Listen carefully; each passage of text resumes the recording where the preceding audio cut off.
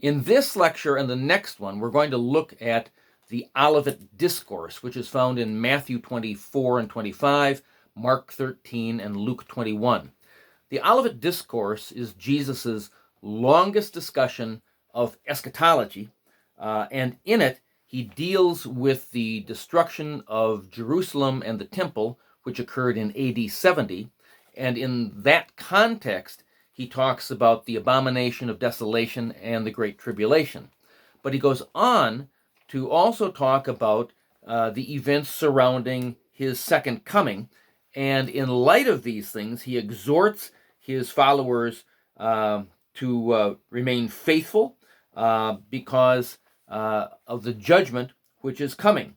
And in fact, as one scholar points out, it's the Olivet Discourse which is undoubtedly primary source for the epistles to the Thessalonians and for the book of Revelation. And so, as he concludes, then we may say that Jesus himself sets the pattern for the church's eschatology. Now, the context of the Olivet Discourse is essentially the context of judgment based upon Israel's rejecting of Jesus as the Messiah. And so, for example, when Jesus entered Jerusalem the last time, and by the way, the Olivet Discourse was given when he was in Jerusalem for the last time.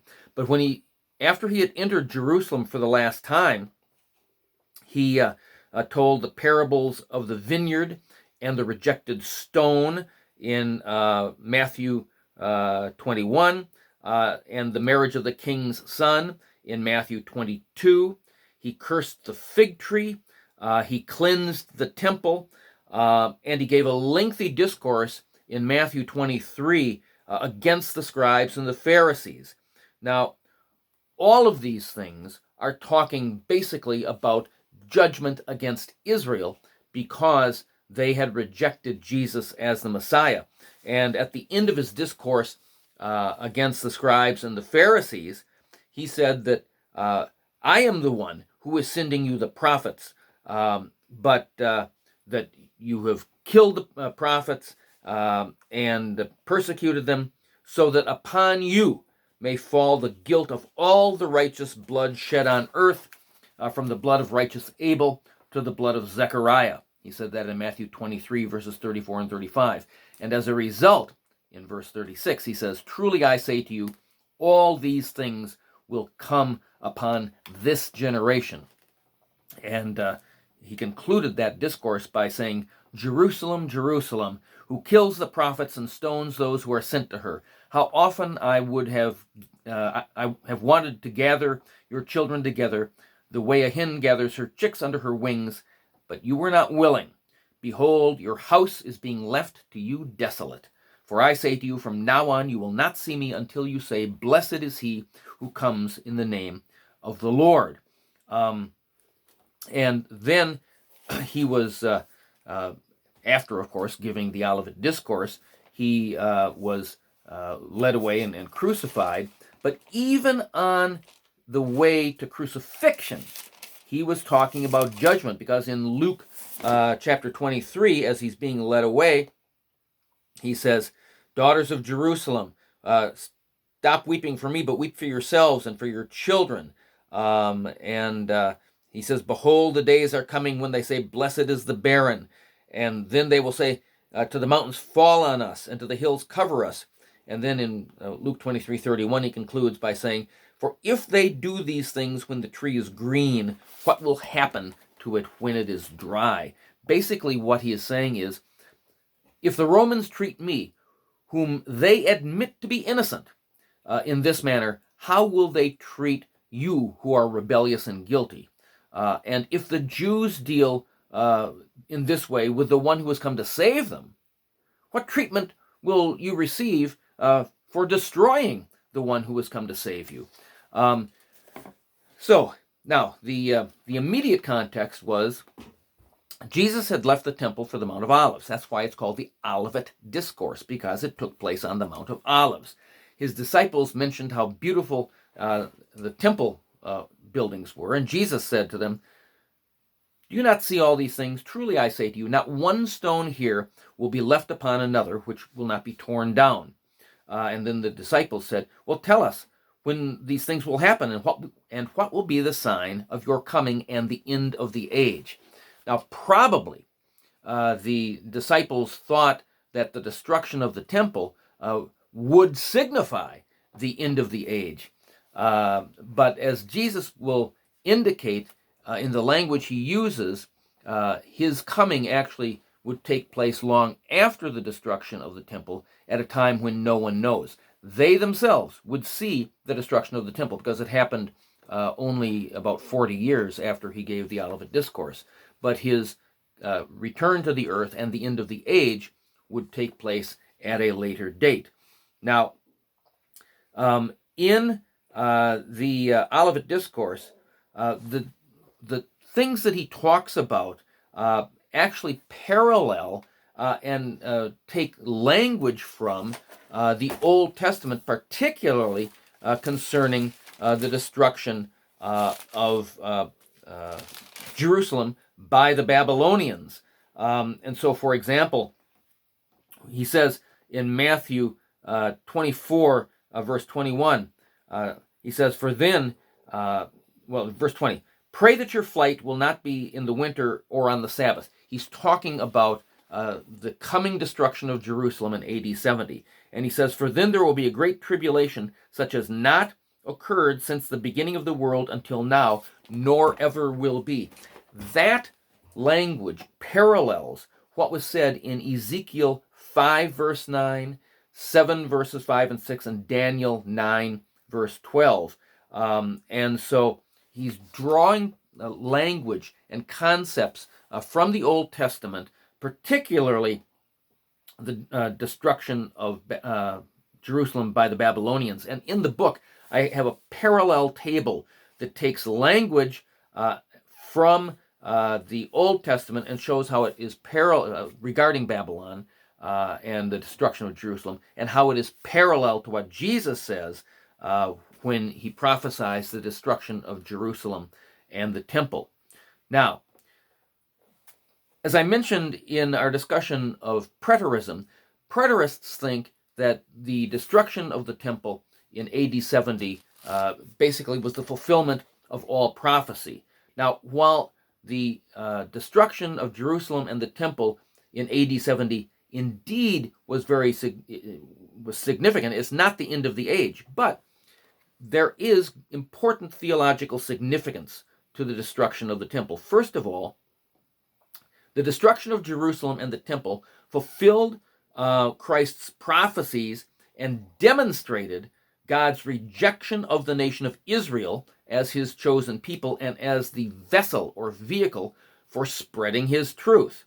Now, Jesus' death on the cross ended the old covenant and instituted the new. Remember, in Luke 22, verse 20, Jesus took the cup and said, "This is the new covenant in my blood." And when he was crucified, the veil of the temple was torn in two from top to bottom.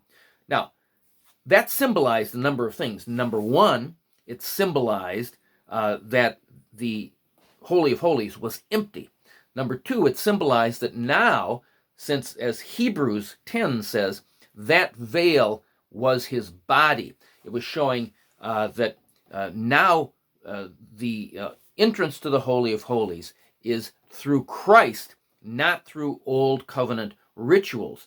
But it also symbolized something else. It symbolized the destruction of the temple and the old covenant temple system, which would be eradicated in AD 70. So it was sort of a projection or a type pointing forward to AD 70. The events of AD 70 also vindicated the church. This was recognized even by the early disciples in the epistle of Barnabas, which was written somewhere between AD 70 and 131. It says that those Jews, they set their hope on a building as though it were God's house, and not on their God who created them. Now that their hope was in vain, but let us inquire, because there is in fact a temple of God. And he himself says he is building it and completing it. By receiving forgiveness of sins and setting our hopes on the name, we became new, created again from the beginning. Consequently, God truly dwells in our dwelling place, that is, in us. This is the spiritual temple that is being built for the Lord. So in other words, even the early Christians recognized that the temple building was a type and a shadow of the true temple, namely the church. And the destruction of the temple in AD 70 brought about a separation of Judaism and Christianity. Up until that time, the Romans looked at the Christians as simply a variant of Judaism, which was important because, according to Roman law, religions were considered illegal outside of the country of their origin, except for Judaism. But now, since the Christians actually escaped from Jerusalem before its destruction, because they had paid attention to what Jesus said was coming, and so they left when the Romans surrounded the city and then destroyed the city. And so the Jews started attacking the Christians, and the Romans realized that the Christians are a separate religion, not a variant of Judaism, which basically caused some problems for the Christians, because now they were no longer under the umbrella of Judaism and faced the dilemma of either forsaking Christ or of worshiping Caesar. And as a result, thousands of Christians were persecuted now by Rome. Now, the content and structure of the Olivet Discourse, in looking at the account in Matthew 24, verses the occasion for the address is verses 1 through 3, but then in Matthew 24, verses 4 through 28, it talks about the signs of the times between Jesus' first coming and his second coming. Now, within that, verses 4 through 14 give a general description of what's going to happen, but of the birth pains. But then, in verses 15 through 21, it talks about a sharp pain, namely the fall of Jerusalem. And then verses 22 through 28 talk about special dangers of false Christs and deception. Then verses 29 through 31 talk about the coming of the Son of Man. 32 through 35, the significance of the signs of the times. And then beginning in verse 36 through the end of chapter 24, and also the parables he tells in chapter 25. He gives warnings against presumption and against unpreparedness. Now, so he says that Christ reference, he says that you're going to be hated by all the nations, and so on and so forth. There's going to be wars, rumors of war, persecutions, and he says, but don't worry about this. This is not the end.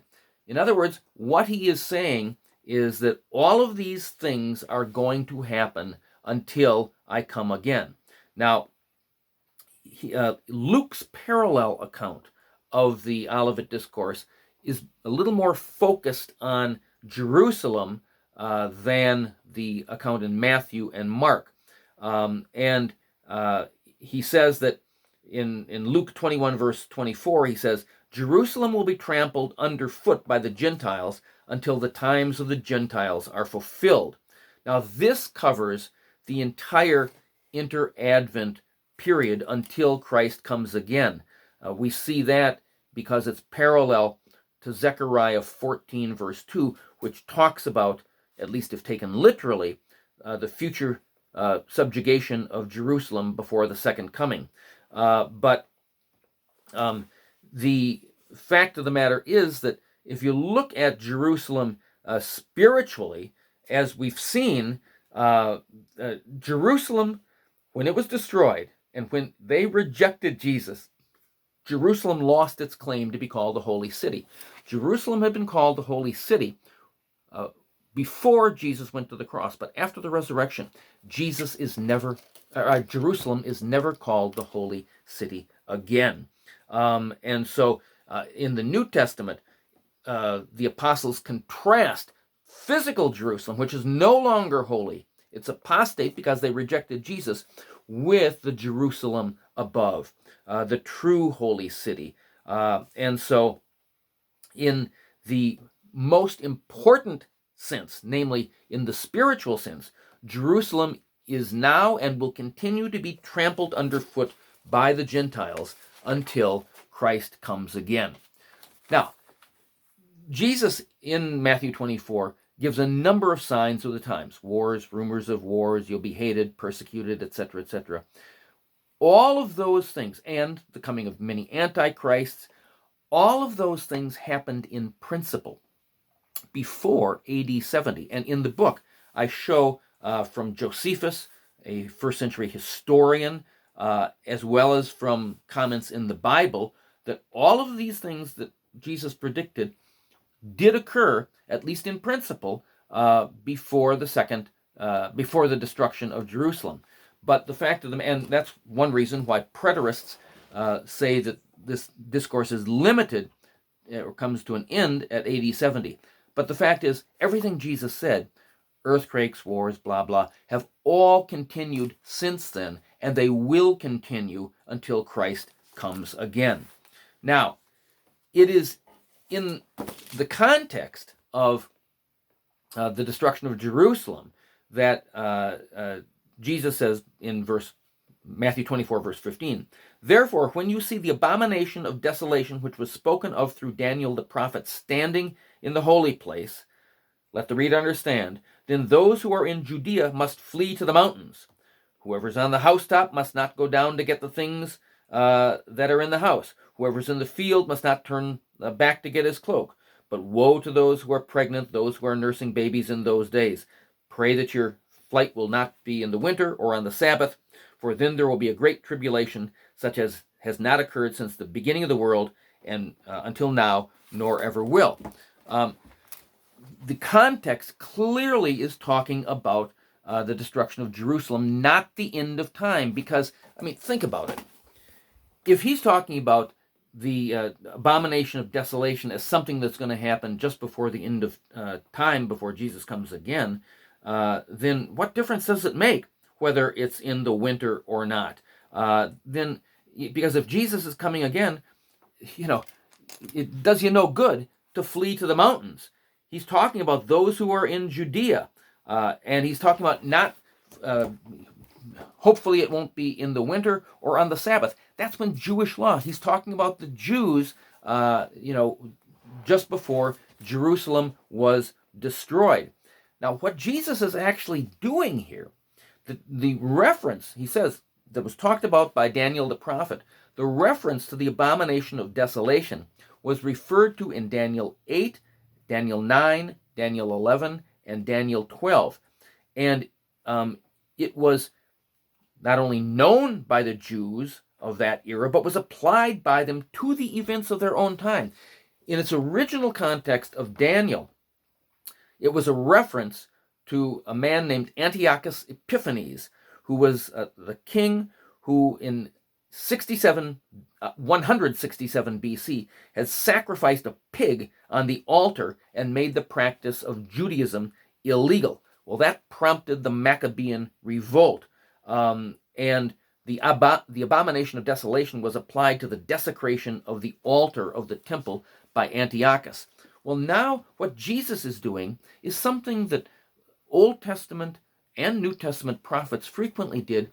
That he took a prophecy that applied to Antiochus and is reapplying it to the events that would be happening within that generation.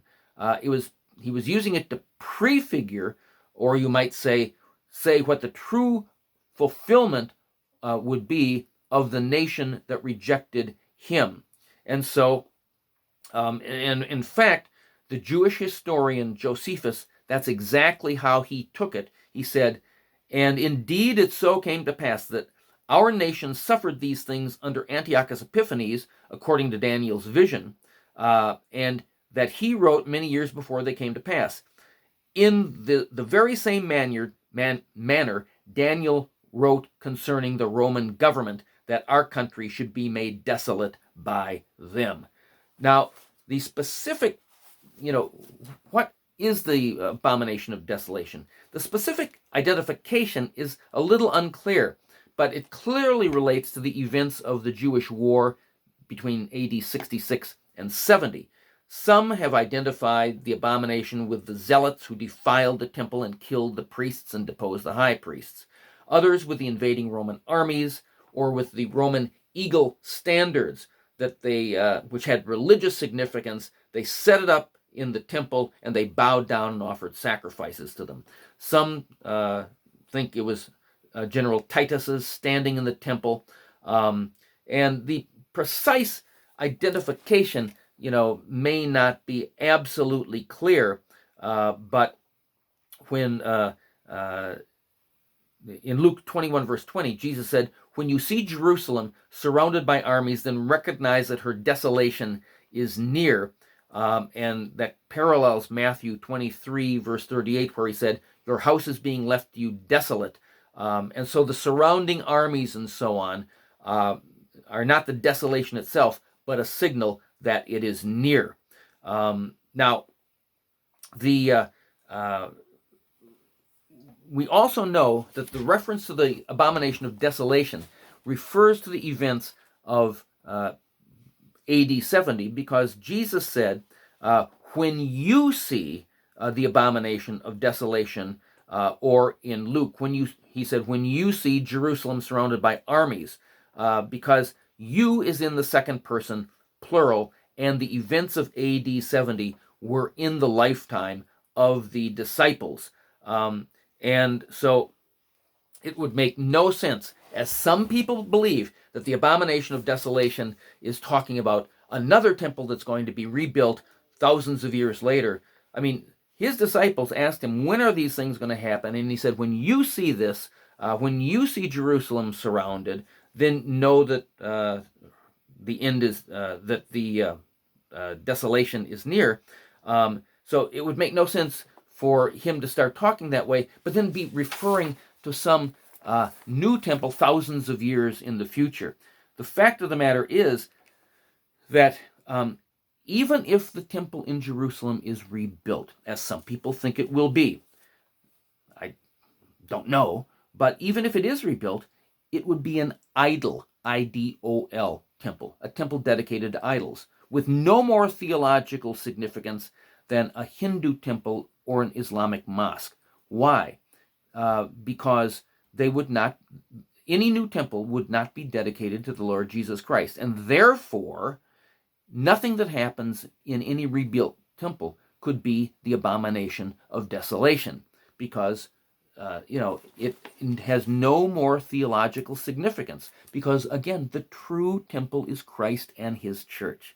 So we talked about the exhortation to flee from Judea makes absolutely no sense unless it is talking about the events of AD 70.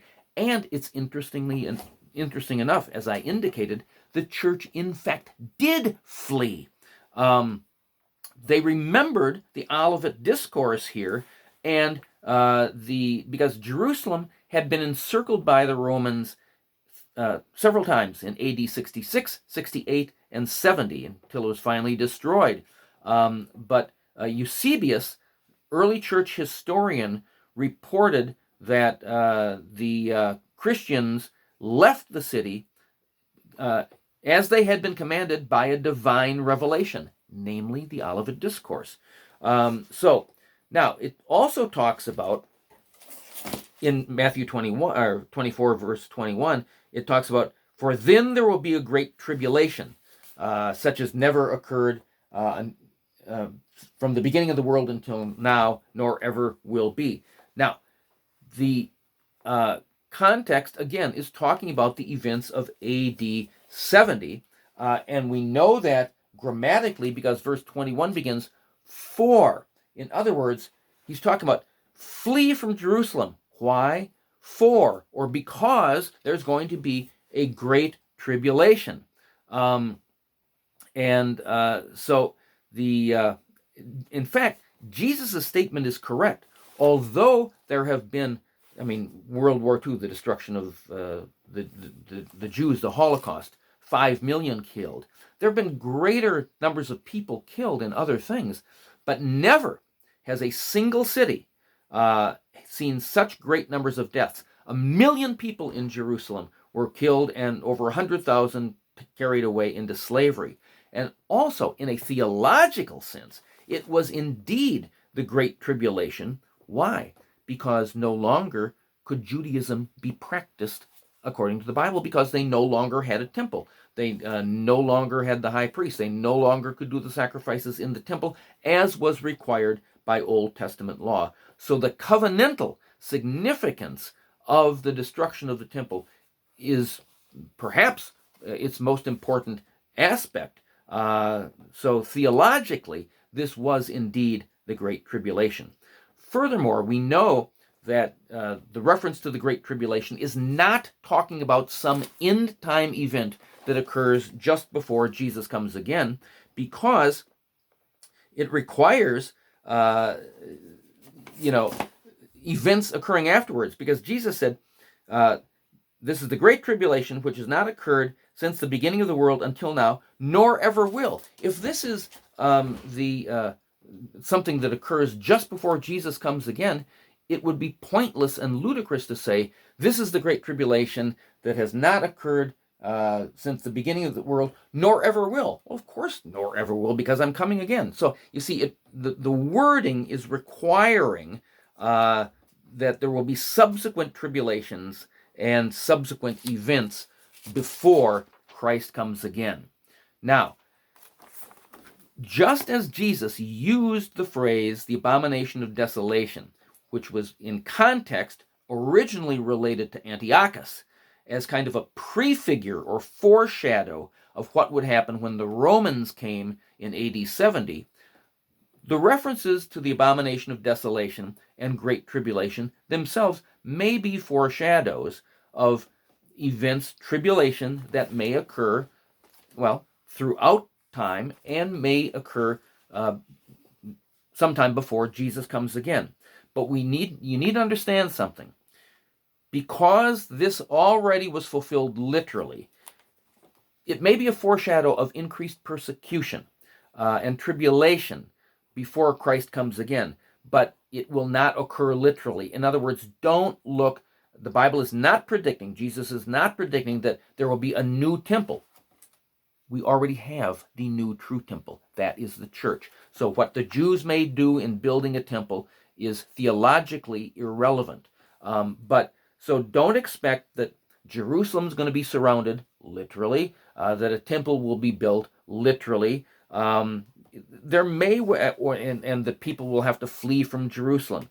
Before Christ comes again, yes, there may well be, and I think there probably will be, increased persecution. And so these things are a typological foreshadow, but since the fulfillment has already occurred, any further or future tribulation will not take place exactly as it happened in AD 70. Now, let me, and we know this also because in verse 22, verse 21, there will be great tribulation, which has not occurred since the beginning of the world until now, nor ever will be. And then in verse 22, unless those days had been cut short, no life would have been saved. But for the sake of the elect, those days will be cut short. Now, he's talking about what will happen before his second coming. And again, we know that he's talking about tribulation. You see, in AD 70, the way to escape tribulation was to flee from Jerusalem. Now, he's changing the wording, and that's why we will talk about in the next lecture how the second coming of Christ is totally unpredictable. But now in verse 22 of Matthew 24, he says, unless those days, now he had said, when you see Jerusalem surrounded, so that's when he's talking to the disciples about what's going to happen in that generation. But then, unless those days, sometime in the future, had been cut short, so the way people escape tribulation, or the way tribulation ends, is not by fleeing from Jerusalem, but by the days being cut short, and they will be cut short by Christ's coming again. So it's the cutting short of the days for the sake of the elect. That was not required in AD 70 because the Christians were able to flee to safety. So we're going to see in the next lecture, we're going to talk specifically about the second coming of Christ, and again we're going to see the wording that Jesus uses, how he distinguishes between the events that occur in the generation ending in AD 70 and the events that will conclude with his second coming.